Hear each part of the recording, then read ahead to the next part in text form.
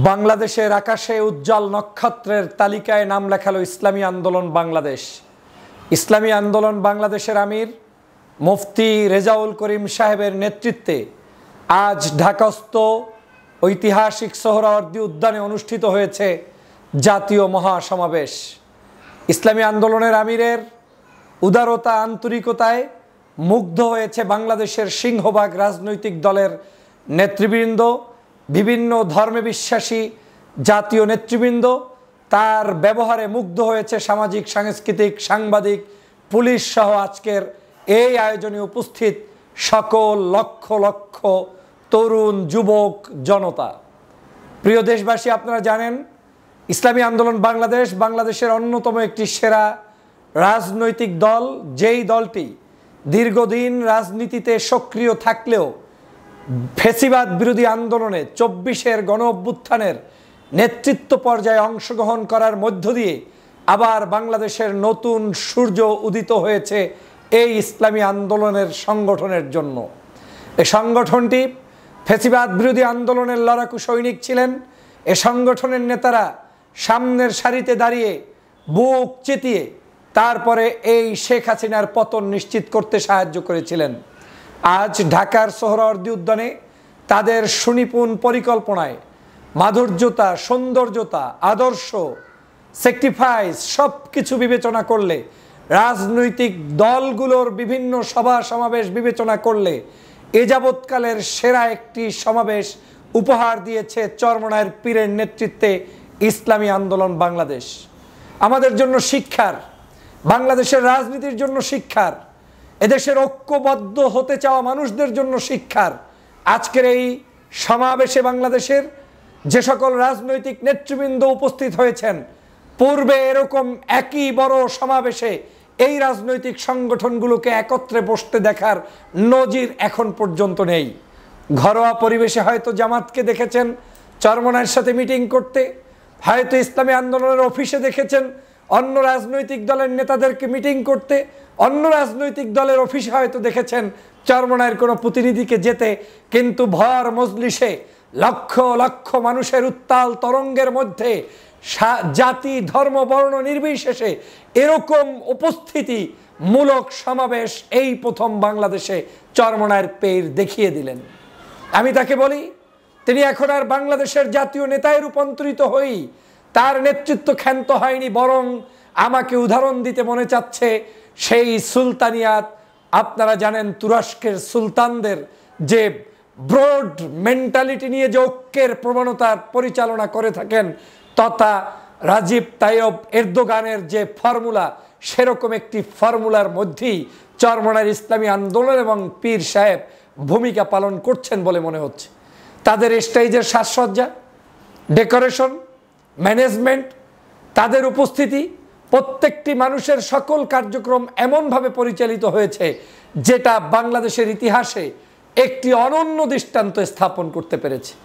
আমি বিশ্বাস করি আজকের এই চরমনায়ের এই মহাসমাবেশ থেকে বাংলাদেশের সমগ্র রাজনৈতিক দলের শেখার আছে অনেক কিছু। আমরা কেউ কারো চাইতে বড় নয়, কিন্তু আমরা প্রত্যেকের কাছ থেকেই ভালো জিনিসগুলো পিক করতে পারবো। আমি নিজে অভিভূত হয়েছি যে ইসলামী আন্দোলনকে অনেক রাজনীতিবিদরা কটূক্তি করতে গিয়ে ধর্মভিত্তিক দল মনে করে ইগনোর করার চেষ্টা করেন, সমাজের বড় বড় মিডিয়াগুলো থেকে ইগনোর করার চেষ্টা করেন, রাজনৈতিক টকশোগুলো থেকে ইগনোর করার চেষ্টা করেন। তাদের জন্য আজকে দৃষ্টান্ত রেখে গিয়েছেন এই চরমনায়ের পীর সাহেব। কি সুন্দর বক্তব্য! নেই কোনো হিংসা, নেই কোনো প্রতিহিংসা, ঐক্যের আহ্বান, বাংলাদেশের সমগ্র মানুষকে নিয়ে দেশ গঠনের জন্য ঐক্যের আহ্বান, ইসলামিক দলগুলোর প্রতি উদাত্ত আহ্বান, উদারতার ভিত্তিতে। সেখানে থাকবে না কোনো মাসলাকের ইস্যু, সেখানে থাকবে না কোনো নতুন নতুন ভেদাভেদ, সেখানে থাকবে না কোনো কে আকীদা কোন কারণে কোন জায়গায় কে কি করছে, সব কিছুকে ভুলে গিয়ে একটি ইস্যুতে বাংলাদেশের আগামী দিনের রাজনীতি এবং সমাজনীতিকে সুষ্ঠু সুন্দর ধারায় সৎ মানুষদেরকে নিয়ে ইনসাফ ভিত্তিক রাষ্ট্র কায়েমের যে বিরল দৃষ্টান্ত দেখালেন চরমনায়ের পীর আজকের এই সমাবেশে, আমি তাকে স্যালুট জানাই। তিনি স্যালুট পাওয়ার যোগ্যতা রাখেন। বাংলাদেশের ইতিহাসে এরকম সুশৃঙ্খল সমাবেশ আমাদের জন্য অনেক কিছু আগামী দিনের শিক্ষার আছে। তাদের মঞ্চের সাজসজ্জা দেখেন, সারি সারি নেতারা, জাতীয় নেতৃবৃন্দ 20 ফিট পিছনে লম্বা লাইন দিয়ে বসে আছে। যে বক্তব্য দিচ্ছে তিনি শুধু সামনে যাচ্ছেন। কি সুশৃঙ্খল, বৃষ্টি হচ্ছে, রৌদ্রর তাপ, কোনো কিছুই তাদের কর্মীদেরকে টলিয়ে রাখতে পারেনি, দমিয়ে রাখতে পারেনি। যখন বৃষ্টি হচ্ছে, কর্মীদেরকে উজ্জীবিত করার জন্য চরমনায়ের পীর সাহেবের ভাই আজকের নায়েবে আমির ফয়জুল করিম সাহেব যখন নিজে বৃষ্টিতে ভিজে তার কিছু লোকজন নিয়ে সামনে মিছিল তুললেন, মনে হচ্ছে যেন সমগ্র সোহরাওয়ার্দী উদ্যানের বালু কণা পর্যন্ত সেখান থেকে টকবক করে দাউ দাউ করে জ্বলে উঠে তাকবীরের ধ্বনিতে ঐক্যবদ্ধ হয়েছে। যখন তার বক্তব্য শুনতেছিলেন, বাংলাদেশের এ প্রান্ত থেকে ও প্রান্ত পর্যন্ত মনে হয়েছে একেবারে শুনশান, নিরাপদা হয়েছে।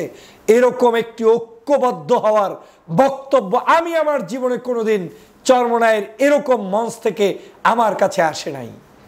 আজ তারা আকাশের নক্ষত্রে রূপান্তরিত হলেন। এদেশের যুব সমাজ, এদেশের ছাত্র সমাজ, এদেশের মানুষরা ঐক্য চায়, ঐক্য চায়, ঐক্য চায়। হিংসা, বিদ্বেষ, পরশ্রী কাতরতা ঠেলে ফেলে ঝেড়ে দিয়ে ভালো আদর্শ বাংলাদেশ গঠন করতে চায়। আর সেজন্য সৎ রাজনীতিবিদদেরকে সামনের দিকে এগিয়ে আসা অত্যন্ত জরুরি বলে মনে করি। সে কারণেই আজকের এই ইসলামী আন্দোলন বাংলাদেশের এই সমাবেশকে আমি সাধুবাদ জানাতে বাধ্য হচ্ছি। শুধু বাধ্য নয়, আমি স্যালুট জানাতে বাধ্য হচ্ছি। আজকের কি তাদের সমস্যা ছিল দেখেন, কোনো জায়গায় সমস্যা নেই। এত বড় সমাবেশ, রাস্তাঘাটে কোনো জায়গায় বড় ধরনের বিড়ম্বনা তৈরি হয়নি। ভলান্টিয়াররা কাজ করেছে, সার্ভিস দিয়েছে। বড় বড় নেতারা প্যান্ডেলের সামনে, মঞ্চের সামনে, বড় বড় পীর মাশায়েখ আলেমরা কোনো ধরনের কোনো কিছুর পদ পদবীর তোয়াক্কা না করে তারা ফ্লোরে বসে গিয়ে, মাটিতে বসে গিয়ে যে দৃষ্টান্ত স্থাপন করেছেন সেটা আর কোথায় পাবেন?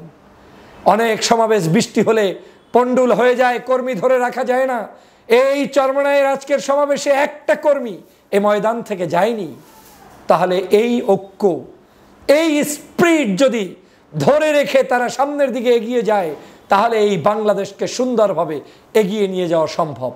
কারা আসে নাই বলেন? দু একটি দল বাদে এই সমাবেশে অংশগ্রহণ করেছে বাংলাদেশের সেকেন্ড লার্জেস্ট পার্টির মহাসচিব, জামায়াতে ইসলামের সংগ্রামী মহাসচিব অংশগ্রহণ করেছে তাদের নায়েবে আমির, অংশগ্রহণ করেছে অন্যান্য ইসলামিক রাজনৈতিক দল, মামুনুল সাহেবদের দল, এরকম খেলাফত মজলিস, খেলাফত আন্দোলন, বিভিন্ন ইসলামিক রাজনৈতিক দলের নেতৃবৃন্দ অংশগ্রহণ করেছেন। ভিপি নুরুল হক নূরের গণ অধিকার পরিষদ এবং তিনি নিজে অংশগ্রহণ করেছেন। এনসিপির মহাসচিব অংশগ্রহণ করেছে, এবি পার্টি সহ বিভিন্ন রাজনৈতিক সংগঠনের নেতারা। এখানে কারো কোনো কার্পণতা ছিল না। এখানে অংশগ্রহণ করেছে হিন্দু, বৌদ্ধ, খ্রিস্টান ঐক্য পরিষদের নেতারা। তারা এসে বক্তব্য দিয়েছেন। 3টি ইস্যুকে সবাই ঐক্যবদ্ধভাবে অ্যাপ্রিসিয়েট করেছে। এক, এদেশে শেখ হাসিনার সকল গুম, হত্যা, রাহাজানির বিরুদ্ধে বিচার করতেই হবে। 2, আমাদেরকে সংস্কার করতেই হবে। 53 বছরে, 54 বছরে দেশের কোনো সংস্কার হয়নি, পরিবর্তন হয়নি। সেই সংস্কার আজকের এই সমাবেশের অন্যতম উদ্দেশ্য ছিল।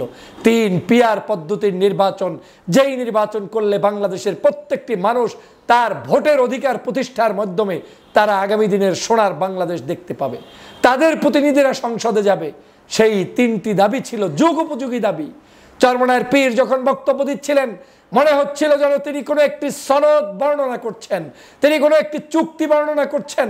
মনে হচ্ছিল যেন তিনি আগামীর বাংলাদেশের রূপরেখা বর্ণনা করতেছিলেন। এরকম বাংলাদেশই আমরা চাই। আমরা সংকীর্ণ কাউকে চাই না। আমরা বৃহত্তর হৃদয় নিয়ে দেশকে এগিয়ে নিয়ে যেতে চাই। কি জামাত, কি চরমনাই, কি হেফাজত, কি কওমি, কি আলিয়া, কি অন্য দল, সবাই মিলে ভেদাভেদ ভুলে গিয়ে বাংলাদেশকে বিনির্মাণ করার স্বপ্ন দেখতে চাই। সেই স্বপ্নের সারথি হয়ে থাকলেন চরমনায়ের পীর সাহেব কেবলা এবং ইসলামী আন্দোলন বাংলাদেশ। আমাকে সম্মান করে বক্তব্যের সুযোগ দেওয়ার জন্য এখানে আমার সেই ভক্ত শুভাকাঙ্ক্ষীরা আমাকে যে অনার করেছেন এখানে ঢুকতে, বের হতে, আপনারা যে যেভাবে আমার প্রতি ভালোবাসা প্রকাশ করেছেন, আপনাদেরকেও ধন্যবাদ। এরকম সম্মেলনে দাওয়াত না পেলেও গিয়ে উপস্থিত হওয়া এটা ইমানি দায়িত্ব। এই সম্মেলনগুলো দলমত নির্বিশেষে, জাতি ধর্ম নির্বিশেষে প্রত্যেকটি মানুষের জন্য আমাদের কর্তব্য এই সম্মেলনগুলোকে সফল করার। আগামী দিনেও এই বাংলাদেশ বিনির্মাণের জন্য যারা যখন সম্মেলন করবে, সমাবেশ করবে, সেই সমাবেশগুলোতে আপনারা দলমত নির্বিশেষে উপস্থিত থাকবেন, সেটাই আমার প্রত্যাশা। আজকের এই ঐক্য সূচনা করতে যারা যারা অবদান রেখেছেন, বিশেষ করে ইসলামী দলগুলোর ঐক্য সূচনার অগ্রণী নায়ক ডাক্তার শফিকুর রহমান জামাত ইসলামের আমির এবং চরমনায়ের পীর রেজাউল করিম সাহেব যখন যৌথভাবে বৈঠক করেছেন এবং শফিক সাহেব যখন চরমনাইতে গিয়েছেন, দ্বার উন্মুক্ত হয়ে গিয়েছে। জামাত ইসলামের নেতৃবৃন্দকে আমি সেজন্য ধন্যবাদ জানাই। পীর মাশায়েখদের কাছে গিয়েছেন, ছুটেছেন, আপনাদেরকে ধন্যবাদ জানাই। বাংলাদেশের প্রত্যেকটি প্রান্তে আপনার পক্ষে কিংবা বিপক্ষে প্রত্যেকটি মানুষের কাছে ইসলামিক এই মারকাজগুলোর দাওয়াত এবং কর্মপদ্ধতি তারা বিস্তার ঘটাবে, সেই প্রত্যাশা সবসময় করি। চরমনায়ের এই সমাবেশকে কেন্দ্র করে 6 জন মানুষ নিহত হয়েছে। আল্লাহ পাক তাদেরকে জান্নাতের সুউচ্চ মাকাম দান করুক।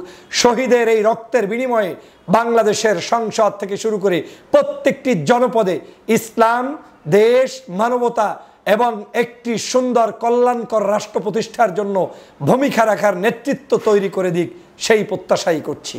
প্রত্যাশা করছি হিংসা বিভেদ ভুলে গিয়ে, একে অপরকে খোঁচাখুচি ভুলে গিয়ে, কাঁধে কাঁধ দিয়ে, বুকে বুক মিলিয়ে আগামীর সুন্দর সফল বাংলাদেশ বিনির্মাণের স্বপ্ন দেখি আমি ক্ষুদ্র এই মানুষটি। আসুন চরমনায়ের এই প্রোগ্রামকে আমরা যেমন সাধুবাদ জানাবো, পাশাপাশি এই প্রোগ্রামকে সফল করতে যে সকল ভলান্টিয়ার, পুলিশ বাহিনীর সদস্য, প্রশাসনের কর্মকর্তা, সাংবাদিক বৃন্দ, আমাদের নিজস্ব স্বেচ্ছাসেবক এবং চরমনায়ের পীর সাহেবের মুরিদ, শুভাকাঙ্ক্ষী, আন্দোলনের সাথে সম্পৃক্ত ব্যক্তি এবং বিভিন্ন রাজনৈতিক দলের অনেক নেতাকর্মী এসেছেন, তাদেরকে ধন্যবাদ জানাই। আগামীর সমাবেশগুলো আবার প্রতিষ্ঠিত হোক নতুনত্বের ছোঁয়ায়, প্রতিষ্ঠিত হোক নেতৃত্ব তৈরির কারিগর হিসাবে, প্রতিষ্ঠিত হোক দেশ বিনির্মাণের জন্য। আল্লাহ হাফেজ।